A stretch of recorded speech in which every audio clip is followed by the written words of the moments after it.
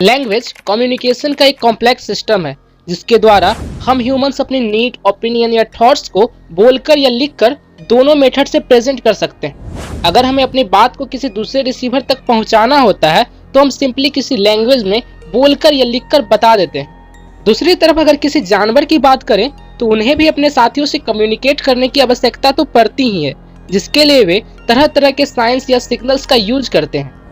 जैसे क्वीन एंट अपने वर्कर को ऑर्डर देती है by producing a chemical named pheromones, वही मधुमक्खियां अपने बाकी साथियों को फूड सोर्सेस का डिस्टेंस और डायरेक्शन बताने के लिए एक प्रकार का डांस करती है। वही some animals like Caribbean reef squid communication के लिए कैमोफ्लेज का भी सहारा लेते हैं। लेकिन क्या एनिमल्स के द्वारा यूज किए जाने वाले इन कम्युनिकेशन मेथड्स को लैंग्वेज कहा जा सकता है?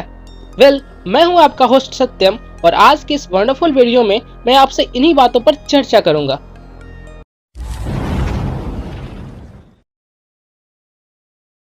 जैसा कि मैंने आपको पहले बताया कि लैंग्वेज कम्युनिकेशन का एक कॉम्प्लेक्स मीडियम है और दुनिया के प्रत्येक जीव किसी न किसी तरह कम्युनिकेट करते हैं, क्योंकि यह उनके सर्वाइवल के लिए भी बहुत जरूरी होता है। इसके लिए वे डिफरेंट एक्शन, साउंड या फिर किसी केमिकल कम्युनिकेशन का सहारा लेते हैं। लेकिन क्या जीवों के द्वारा उपयोग किए जाने वाले इस कम्युनिकेशन सिस्टम को लैंग्वेज कहा जा सकता है? वेल, इसी बात की क्लैरिटी के लिए लिंग्विस्ट्स ने लैंग्वेज की कुछ प्रॉपर्टी को डिफाइन किया है।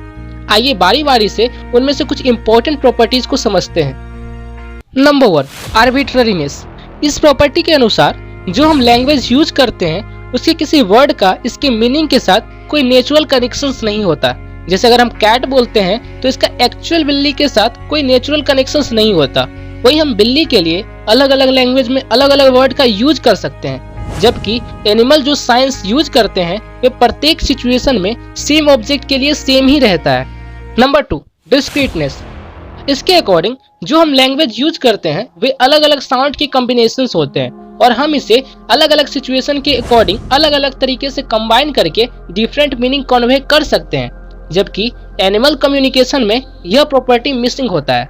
लैंग्वेज के बाकी दो और इम्पोर्टेंट प्रॉपर्टीज हैं displacement and productivity. Well, displacement property के अनुसार लैंग्वेज का उन आइडियाज के बारे में भी कम्युनिकेट करने के लिए उपयोग किया जा सकता है जो हमारे आसपास मौजूद ना भी हो, जैसे कि some kind of opinion, future discussion and some kind of ideology.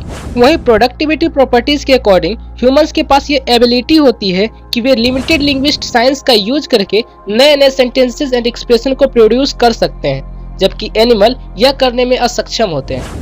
Well, यह थी लिंग्विस्ट के आधार पर लैंग्वेज के लिए डिफाइन की गई कुछ इंपॉर्टेंट प्रॉपर्टीज।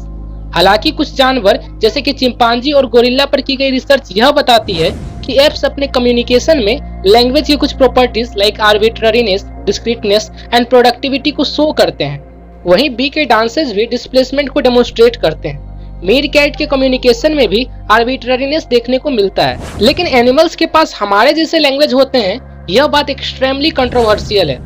स्टीवन पिंकर, एक कैनेडियन साइकोलॉजिस्ट, अपने एक बुक द लैंग्वेज इंस्टिंक्ट में यह क्लेम करते हैं कि चिंपांजी के द्वारा लैंग्वेज एक्वायर करने वाली बातें बिल्कुल बेबुनियादी है।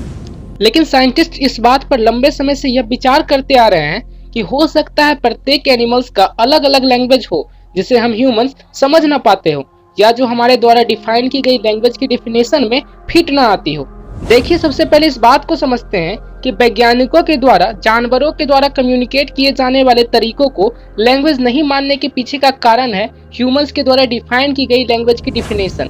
क्योंकि जानवरों के कम्युनिकेशन टेक्निक सिर्फ उन सिग्नल तक ही रेस्ट्रिक्टेड होते हैं जिसमें इंक्लूड रहता है फूडिंग, मेटिंग एंड किसी प्रेडेटर से सावधान करना। जहां एनिमल के कम्युनिकेशन में यूज किए गए एक्सप्रेशन का अपना एक फिक्स्ड मीनिंग होता है, वही हम इंसान एक ही चीज के लिए अलग अलग लैंग्वेज में अलग अलग वर्ड का यूज करते हैं। हालांकि some groups of animal verbally communicate तो करते हैं, लेकिन उनके उस साउंड को लैंग्वेज कंसीडर्ड नहीं किया जा सकता, क्योंकि उनके उस साउंड का ना तो कोई ग्रामर होता है ना ही कोई सिंटेक्स। रिसर्चर्स ने एप्स जैसे कि गोरिल्ला, चिंपांजीज एंड ओरेंगुटान जैसे जीवों को स्पोकन लैंग्वेज सिखाने के लिए प्रयास किए, पर इसमें उन्हें कोई खास सफलता नहीं मिली। लेकिन जब इन्हें साइन लैंग्वेज सिखाया गया तो उसमें उन्होंने बेहतर परफॉर्म किया और आज भी एप्स से कम्युनिकेट करने के लिए इन्हें लेक्सिग्राम की मदद से साइन लैंग्वेज सिखाया जाता है।